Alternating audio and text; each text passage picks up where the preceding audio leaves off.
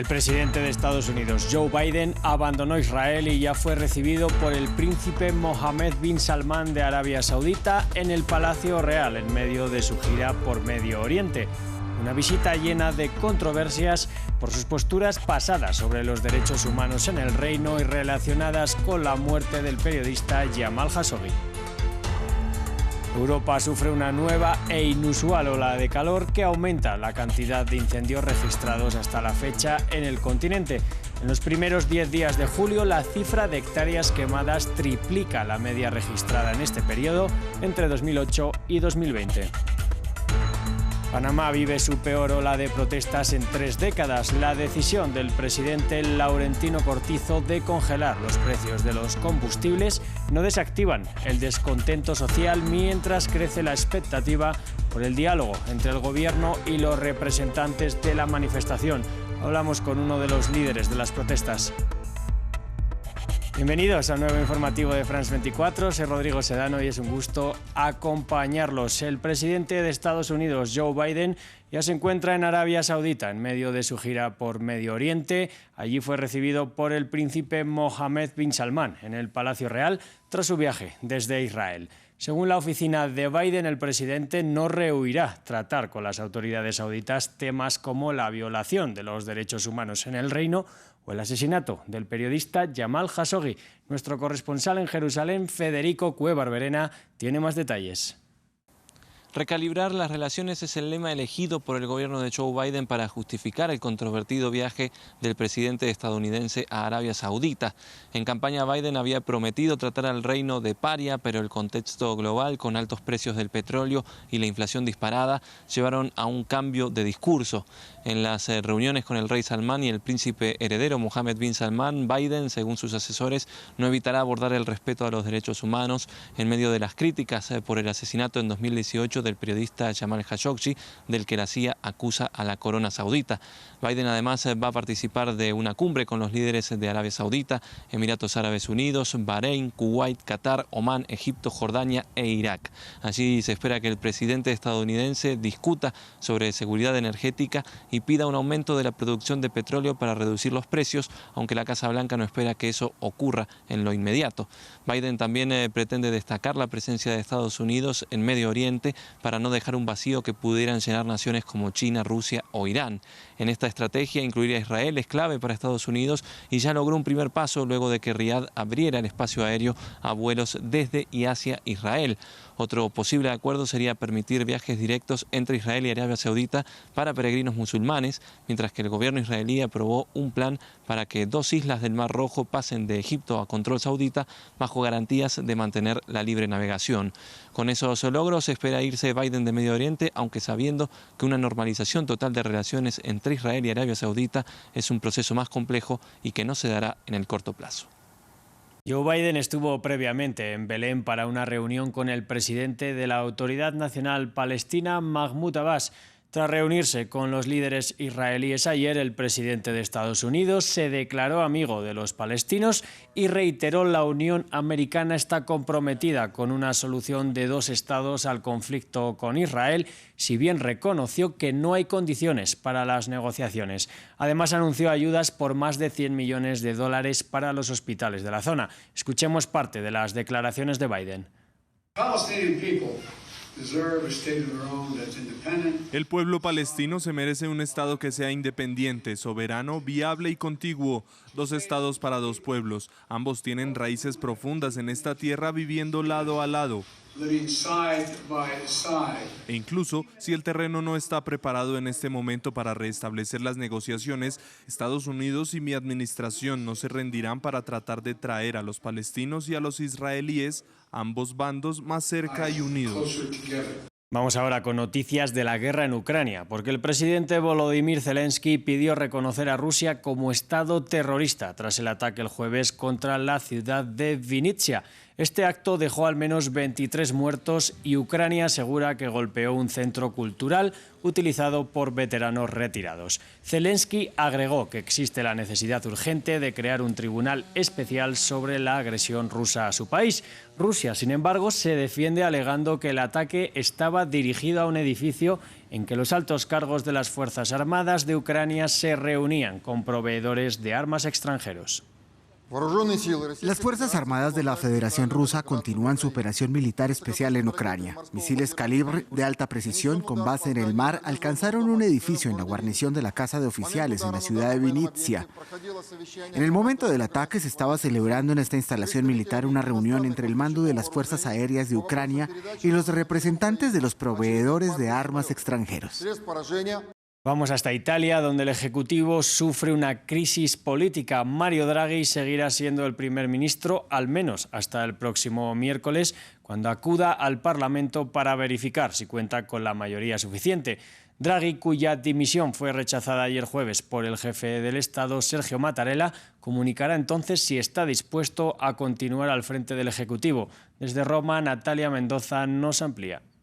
La inestabilidad política amenaza una vez más a Italia después de que el jefe del gobierno italiano, Mario Draghi, presentó este jueves su dimisión al presidente italiano Sergio Mattarella. Este último no aceptó la renuncia de Draghi y le solicitó que trate de encontrar una nueva mayoría en el Parlamento italiano que le permita continuar con su mandato. Detrás de bambalinas, las negociaciones entre fuerzas políticas italianas no han parado. Si no logran llegar a un acuerdo con Mario Draghi, el presidente italiano Mattarella podría nombrar otro primer ministro o también convocar elecciones anticipadas en Italia, hipótesis que hacen temer una crisis política que cae en un muy mal momento para el país, sometido a fuertes presiones económicas a causa de la inflación, la pandemia y una crisis energética a consecuencia del bloqueo del gas ruso a Europa. Para tratar de salir de este laberinto político, Mario Draghi pronunciará un discurso ante el Parlamento italiano el próximo miércoles, día en el cual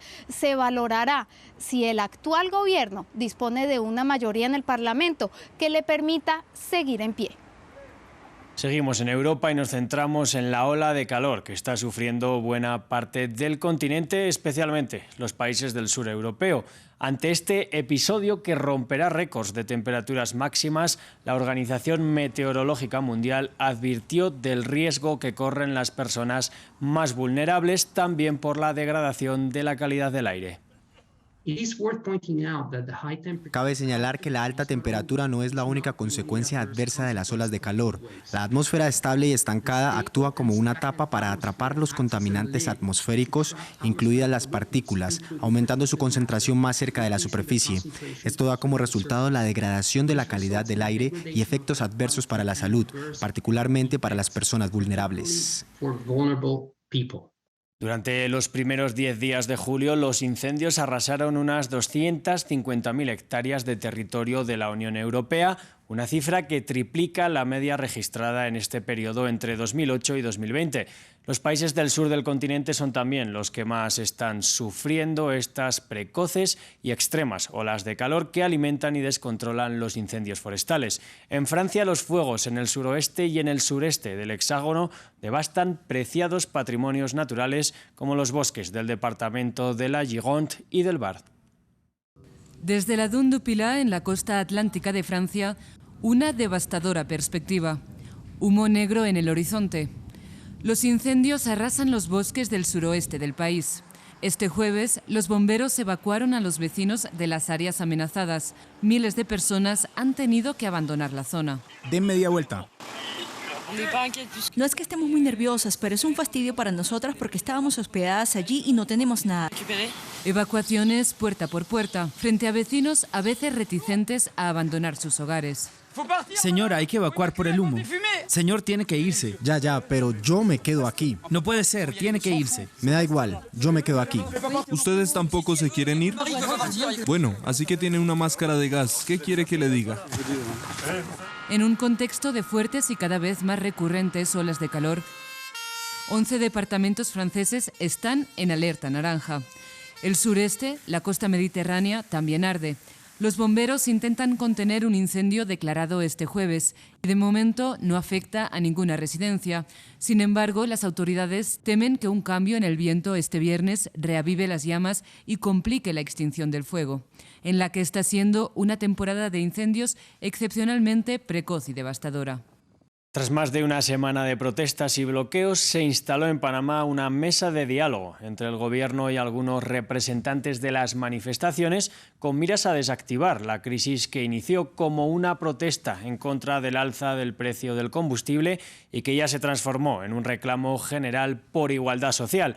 Desde Ciudad de Panamá, Saúl Méndez, secretario general del Sindicato Único Nacional de Trabajadores de la Industria de la Construcción, nos habló previamente de las causas de la protesta y de sus pedidos al gobierno. Lo primero que hay que decir es que vivimos una crisis como el resto de nuestro planeta y en especial América Latina y el Caribe, acumulada de neoliberalismo que ha excluido. Panamá es el quinto país en el mundo, segundo en América Latina, donde hay peor distribución de riqueza. No es un país pobre, es un país con muchos recursos, pero que quedan en 115 ultramillonarios, más de 20.000 millones de dólares. Los problemas que estamos viviendo a la alza del combustible, comida, medicamentos, electrificación, no son producto de la guerra en Ucrania. Es una constante de 32 años de implementación de política económica neoliberal pura y dura de 7 gobiernos en Panamá, 7 asambleas de diputados que han impuesto estas condiciones de vida. En realidad la pandemia y la guerra pusieron como la cereza en el pastel y este estallido realmente está demandando cosas inmediatas como la disminución del precio del combustible, alimentos, medicamentos, electrificación, aumento general de salario a la población para poder darle poder adquisitivo y seguir discutiendo el resto de los puntos que presentamos, que fueron 32 a través de la Alianza Pueblo Unido y que el gobierno no ha querido sentarse con los actores que están en lucha. El gobierno ayer llamó una reunión estilo feria o mercado persa donde llamó a Raimundo y todo el mundo ahí, menos a los que estamos en lucha. Entonces, en un conflicto deben estar son las partes sentadas. Vamos hasta Perú, en donde por primera vez en la historia del país la Corte Suprema autorizó una eutanasia. El fallo dictado el jueves permite a la psicóloga Ana Estrada el acceso a una muerte asistida. La mujer padece una enfermedad degenerativa e incurable. El fallo se da tras una demanda de amparo de la Defensoría del Pueblo y ratifica otra sentencia anterior de la justicia peruana sobre el mismo caso en 2021. El próximo 22 de julio una jueza resolverá el protocolo médico para llevar a cabo el procedimiento. El presidente del Parlamento de Sri Lanka anunció temprano este viernes que había aceptado la dimisión por correo electrónico del presidente Gotabaya Rajapaksa un día después de que huyera al exilio en Singapur. Los manifestantes se retiraron de los edificios públicos que ocupaban desde hace algunos días, pero prometieron seguir luchando para que el primer ministro, nombrado como presidente interino, también dimita. Escenas de gozo en la capital de Sri Lanka. En las calles de Colombo, cientos de personas celebraron la dimisión del presidente Gotabaya Rajapaksa. Bueno, hay un espíritu festivo en este momento. Creo que la gente aquí está muy contenta con esta decisión. Una salida confirmada el viernes por la mañana por el Parlamento de Sri Lanka. La carta de dimisión del presidente Rajapaksa, enviada por correo electrónico tras su llegada a Singapur, ha sido validada. He recibido la dimisión del presidente Gotabaya Rajapaksa de acuerdo con el artículo 38.1 de la Constitución de la República Socialista Democrática de Sri Lanka. En consecuencia, el presidente ha renunciado legalmente a la presidencia. El primer ministro, Ranil Wickremesinghe, es ahora el presidente en funciones. Según la Constitución, el Parlamento tiene 30 días para nombrar a su sucesor. Los diputados lo elegirán en los próximos 7 días. El tiempo se acaba. Sri Lanka atraviesa actualmente una grave crisis económica. La isla se enfrenta a cortes de electricidad, escasez de combustible, escasez de alimentos y una inflación récord. Para salir de la crisis, una solución: desbloquear las negociaciones con el Fondo Monetario Internacional y obtener un plan de rescate. Hasta aquí este repaso informativo. Sigan conectados a France 24 y recuerden que pueden ampliar toda esta y mucha más información en nuestro sitio web, france24.com.